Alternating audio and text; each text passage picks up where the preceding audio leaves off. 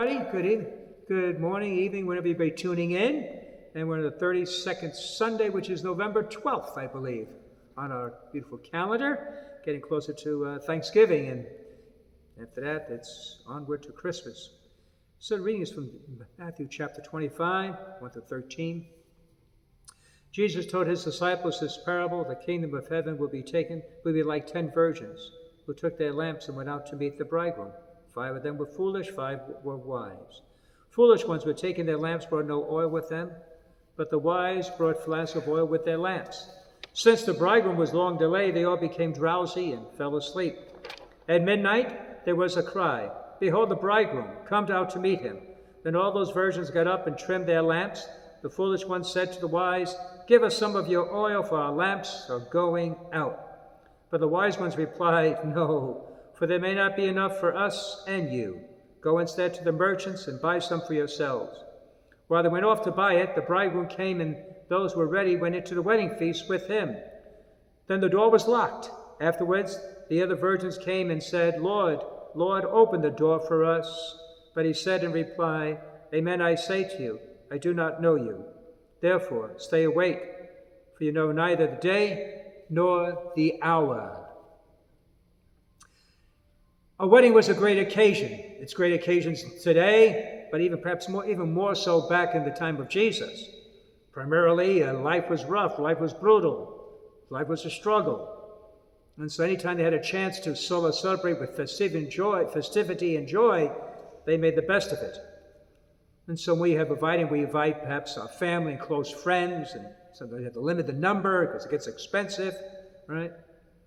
But here, in the wedding in these villages, why the whole village turned out to accompany the couple to their new home. So the whole village was part of it. Everybody celebrated. You knew each other, right? So it was like everybody knew each other, knew each other's business. So they accompanied to the new home, and they went by the longest possible road in order that they might receive the glad good wishes of as many as possible. So they really took advantage of it, the bridegroom and the bride.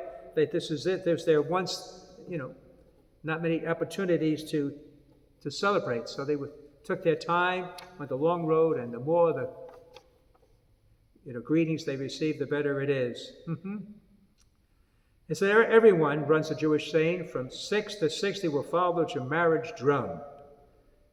In fact, the rabbis agreed that a man might even abandon the study of the law to share in the joy of a wedding feast. So remember, the wedding at Cana, when they ran out of wine, because it wasn't just the wedding wasn't simply, the party wasn't just an afternoon or evening, it was a couple of days. So that's why, by the way, so it was a big celebration. See, when a couple got married, they did not go away for a honeymoon. That's probably something later on developed, I'm sure. They stayed at home. For a week, they kept open the house. They were treated and even addressed as prince and princess. It was the gladdest week in all their lives. At least 1 week, they were treated like royalty.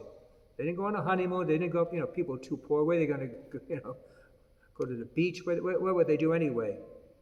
And so to the festivities of that week, their chosen friends were admitted, and it was not only the marriage ceremony, it was also that joyous week that the foolish virgins missed because they were unprepared.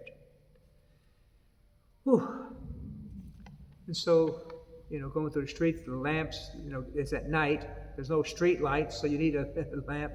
And the foolish, they didn't bring enough oil. And I suppose you're thinking, well, what's, and the wise ones, the 5, they brought enough oil for themselves, and they couldn't share. Because they did, guess what? Then nobody would have enough.